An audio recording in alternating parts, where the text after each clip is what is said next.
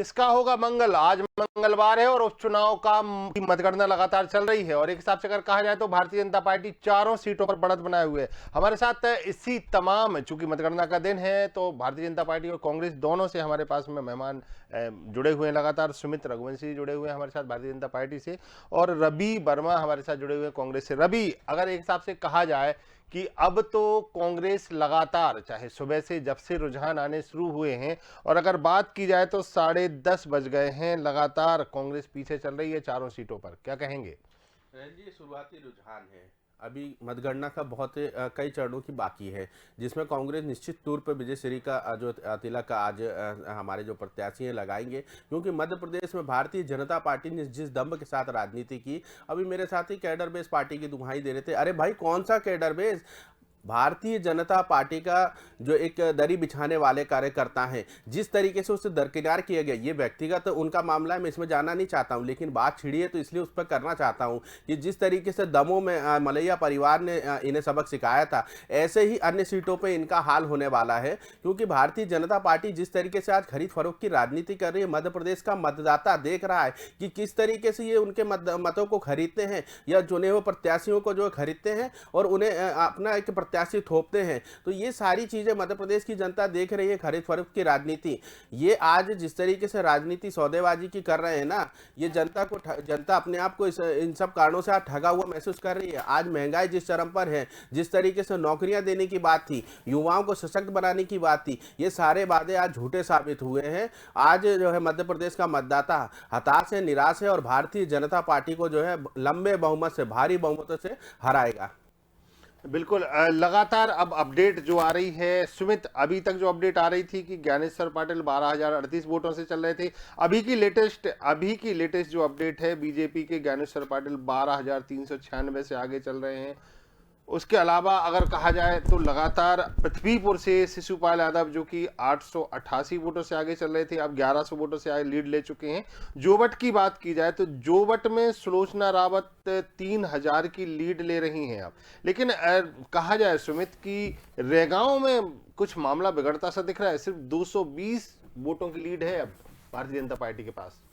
ये नरेंद्र जी, हम पिछले 1 घंटे से इसी चैनल पर आपके साथ लाइव यहाँ पे हम लोग बैठकर पल पल की, एक एक मिनट की वोटों की गिनती पर चर्चा कर रहे हैं जी। और आपने ये देखा है कि लगातार, यदि आप बात करें चारों सीटों की, तो लगातार हमारा वोटिंग अंतर जो है, जो हमारा जीत का अंतर है, वो बढ़ता जा रहा है जी। वो निरंतर बढ़ता जा रहा है। तो कांग्रेस यदि ये मान के चल रही है कि विजय तिलक हमारे सर पर होगा और हमारे कैंडिडेट जीत के सेहरा बांधेंगे, तो मन बहलाने के लिए ख्याल अच्छा है। गालिब 2-3 घंटे आप और इन्हीं बातों के साथ चैनलों पे बैठेंगे, मुझे ये निश्चय है।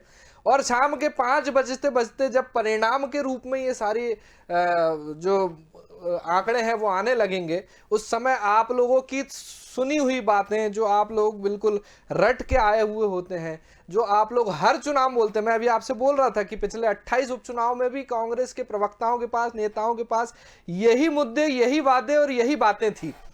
तो 5 बजे आप लोग 5 बजते बजते जब ये परिणाम हो जाएंगे कि हम चारों सीटों पर हम चुनाव जीत रहे हैं, तब कांग्रेस बोलेगी कि हम को आकलन करने की जरूरत है, हम ये तय करेंगे, हम अपने इंटरनल सिस्टम में देखेंगे कि कैसे चुनाव हम हार गए, हम लोगों तक हमारी बातें पहुंचाने में गलत रहे और भारतीय जनता पार्टी को जीत की बधाई हो।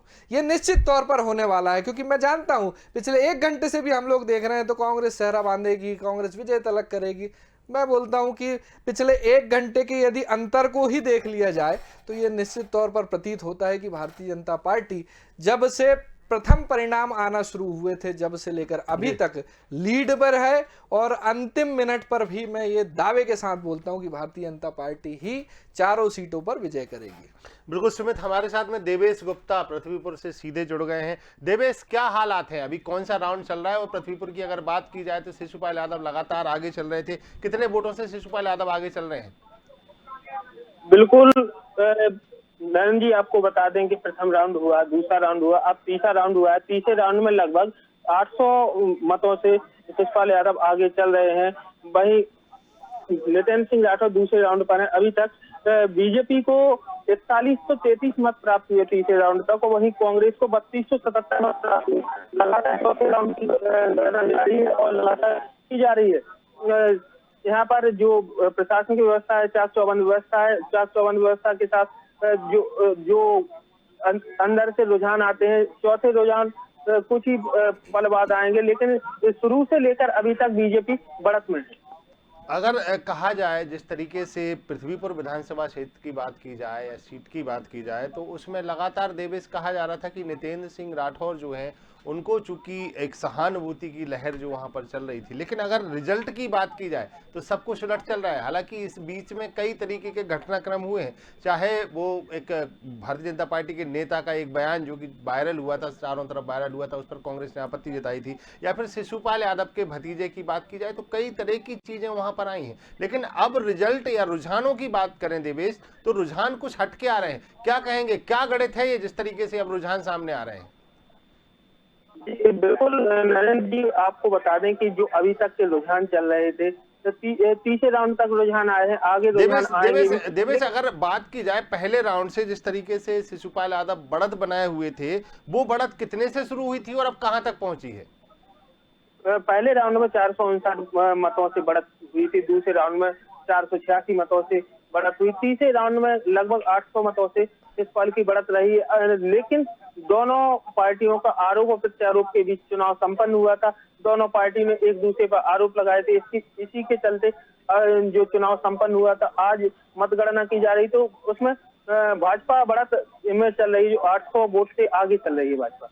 बिल्कुल सुमित, अगर यहाँ की बात की जाए पृथ्वीपुर की, तो बड़ा अहम चुनाव माना जा रहा था। खुद कई बार तो ऐसा होता था कि एक गांव में कमलनाथ जी सभा कर रहे हैं और दूसरे गांव में शिवराज सिंह चौहान सभा कर रहे हैं, तो इस तरीके से बड़ा एक कहें तो पृथ्वीपुर सीट एक बड़ी अहम सीट थी भारतीय जनता पार्टी के लिए। जिस तरीके से एक बड़े कद्दावर नेता बृजेंद्र सिंह राठौर थे, और बृजेंद्र सिंह राठौर चूंकि उनका निधन हुआ, उसके बाद ये सीट खाली हुई, यहाँ पर फिर से उपचुनाव हो रहे हैं, लेकिन बड़ी मेहनत की है शिवराज सिंह चौहान ने। तो क्या ये जो दिख रहा है ये उनकी मेहनत का नतीजा है? ये निश्चित तौर पर शिवराज सिंह चौहान जी की और मेरे एक एक पृथ्वीपुर विधानसभा के कार्यकर्ता की समायोजित मेहनत का ये नतीजा ही कहेंगे, जो हम इस विधानसभा को बड़े अंतर से और बड़े समय के बाद वापस जीत रहे हैं। क्योंकि मैं देखता हूं कि यदि आप देखेंगे ओवरऑल पूरे जितने ये मध्यवर्ती चुनाव हो रहे हैं, यदि सबका आकलन यदि आप करेंगे, तो भारतीय जनता पार्टी यदि बात करेंगे तो हम लोग हर चुनाव को उतने ही सीरियस रूप से लेते हैं। आप पृथ्वीपुर की अकेली बात कर रहे थे, नहीं साहब, जोबट में भी एक एक कार्यकर्ता, एक एक नेता हमारा पूरा तन मन धन से लगा हुआ था। रेगांव में भी हमारा एक एक कार्यकर्ता पूरे शक्ति समायोग के साथ लगा हुआ था, पूरे समर्पण के साथ लगा हुआ था।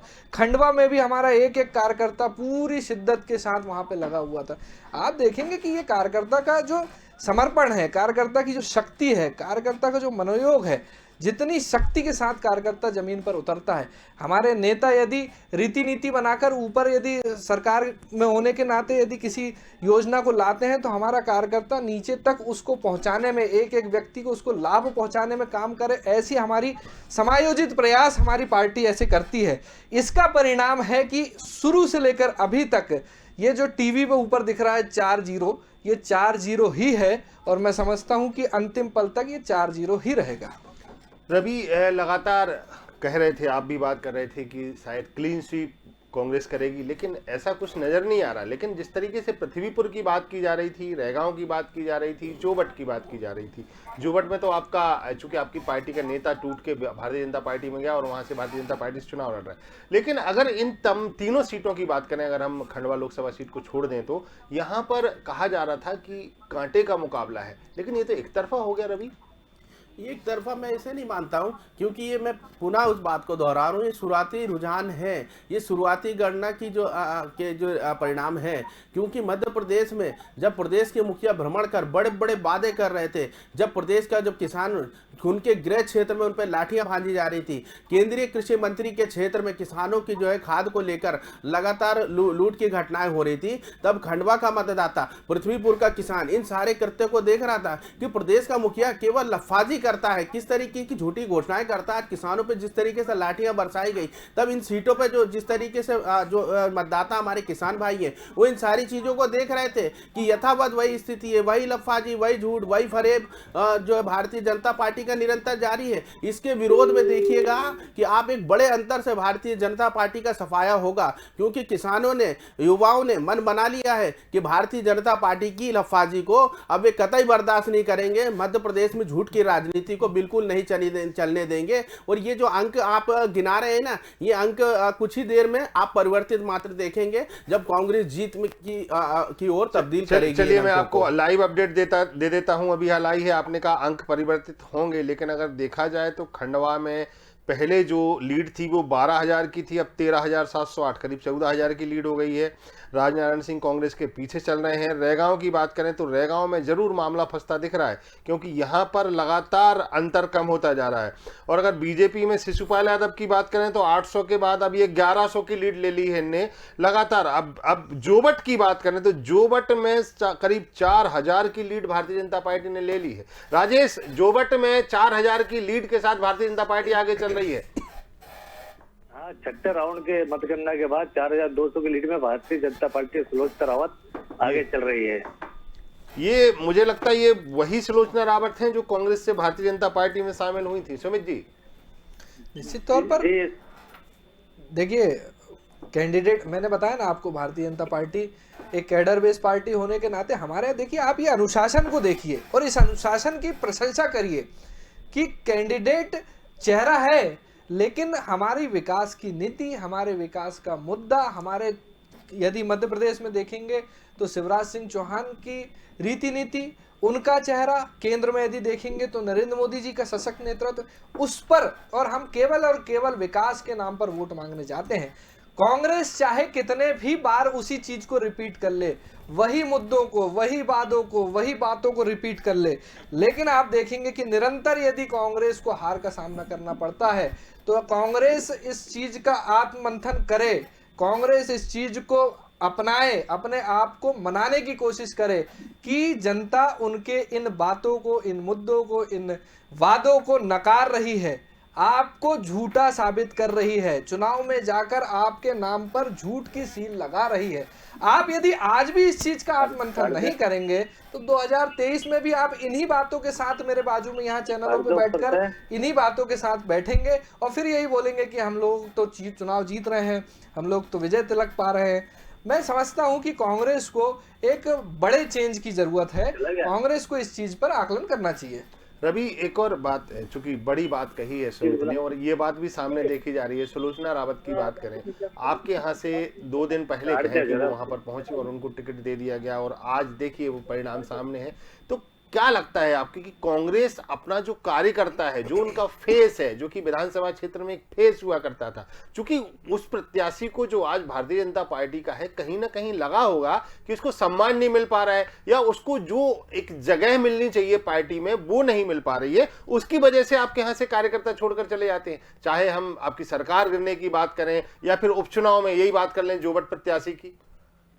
रंजी, कांग्रेस पार्टी में ऐसे तमाम लोग हैं जो जीतने का मादा रखते हैं, जिनको पार्टी ने समय समय पर अवसर दिया। सुलोचना जी को अवसर दिया था, वे कांग्रेस में रहीं, विधायक रहीं और एक लंबे समय तक रही, लेकिन समय के हिसाब से जो पार्टी में सबकी उपयोगिता होती है उसी आधार पर हमने उन्हें अवसर दिया अन्य लोगों को। लेकिन मेरे मोहित जी मेरे भाई लगातार कैडर बेस की बातें करते हैं, अभी भी वो कैडर बेस की दुहाई दे रहे हैं। अगर उनके खरीद फरोख्त को ही कैडर बेस माना जाता है तो ये इस तरह की उनको हार्दिक बधाई कि वो कैडर बेस को अगर खरीद फरोख्त मानते हैं और अपने कार्यकर्ताओं को घर बैठाना और बाहरी प्रत्याशियों खरीद को चुनाव लड़वाना, तो ये उनका एक बहुत ही अच्छा एक उदाहरण है जो मध्य प्रदेश की जनता देख रही है कि ये खरीद फरोख्त के बल पे ही चुनाव लड़ते हैं। लेकिन रवि जब चीज बिकेगी तभी तो लोग खरीदेंगे ना। दमोह की तर्ज पर ही आप देखेंगे, दमोह की तर्ज पर ही इन पृथ्वीपुर की बात हो या सुलोचना रावत जी की सीट की बात हो, भारतीय जनता पार्टी का ही कार्यकर्ता और वहां का जो आम मतदाता है जो कांग्रेस की रीति नीति को जानता, 15 माह के कार्यों से जो प्रसन्नित था, वो इनका जो है इनका सुपड़ा साफ कर देगा, क्योंकि इनकी खरीद फरोख्त की राजनीति मध्य प्रदेश में चलने वाली नहीं है।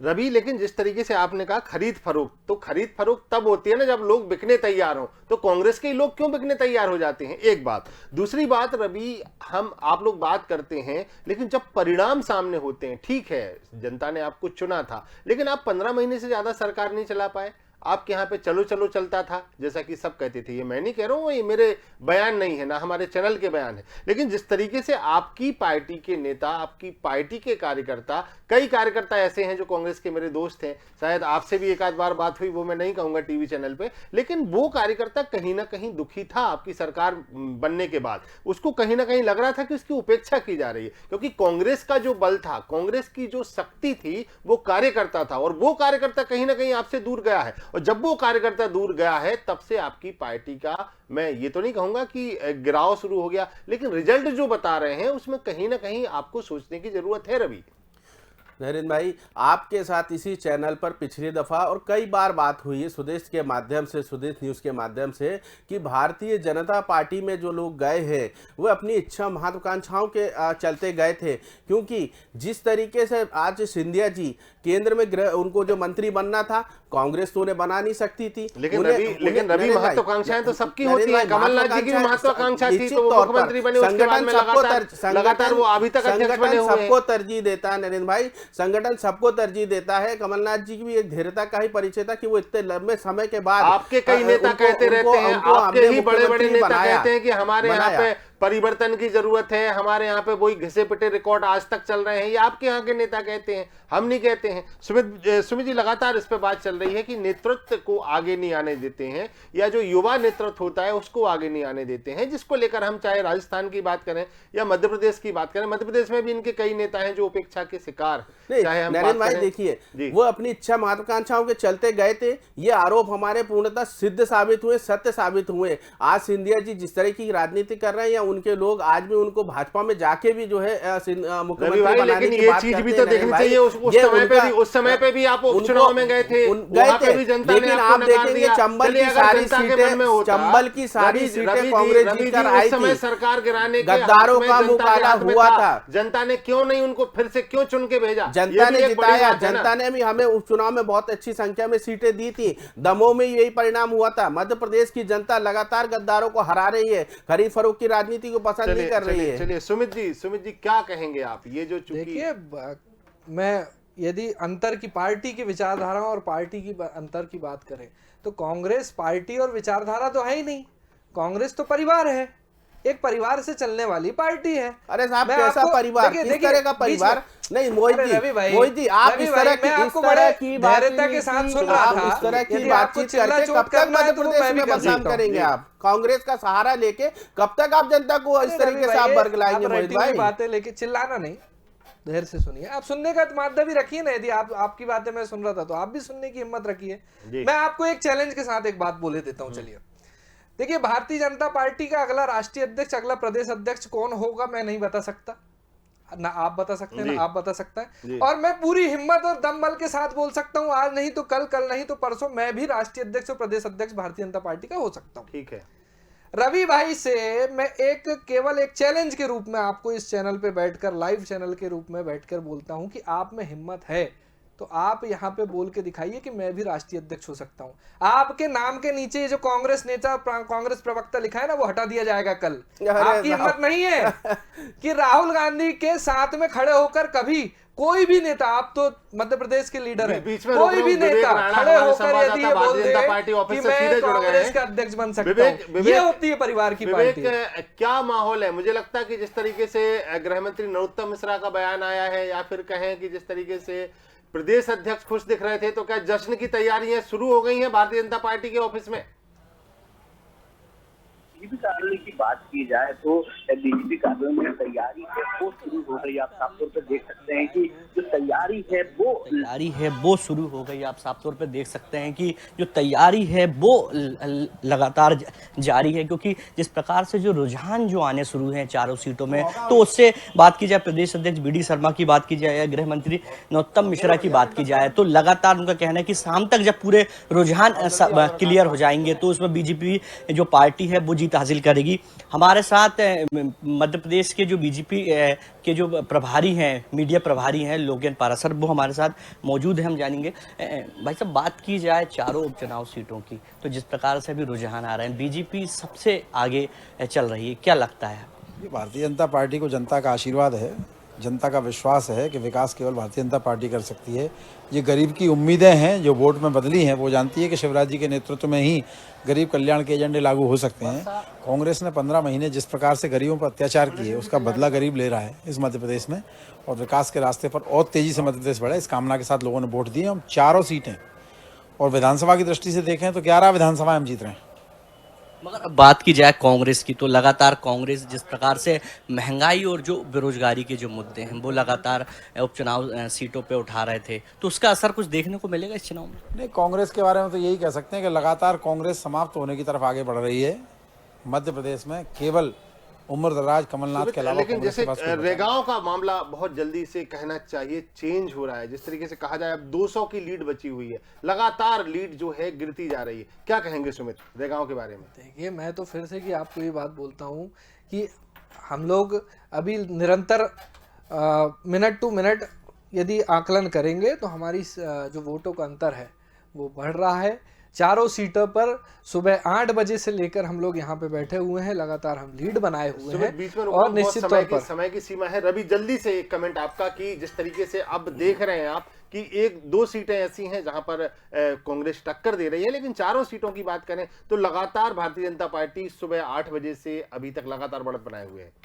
नरेंद्र भाई, आज आपने देखिए इसी चैनल पर धीरे धीरे 2 सीटों की बात स्वीकार करिए। पुनः शाम को या कल मैं फिर इसी चर्चा में मिलूंगा जब चारों सीटों पर चर्चा होगी और चारों सीटें कांग्रेस के खाते में होंगी। मेरे सुमित साथी जो जिस तरह के दावे और चैलेंज कर रहे थे, उनका हर दावा स्वीकार है, क्योंकि भारतीय जनता पार्टी में ही खरीद फरोख्त की राजनीति है। उनका कार्यकर्ता दरी बिछाने वाला वो दरी बिछाता रहेगा।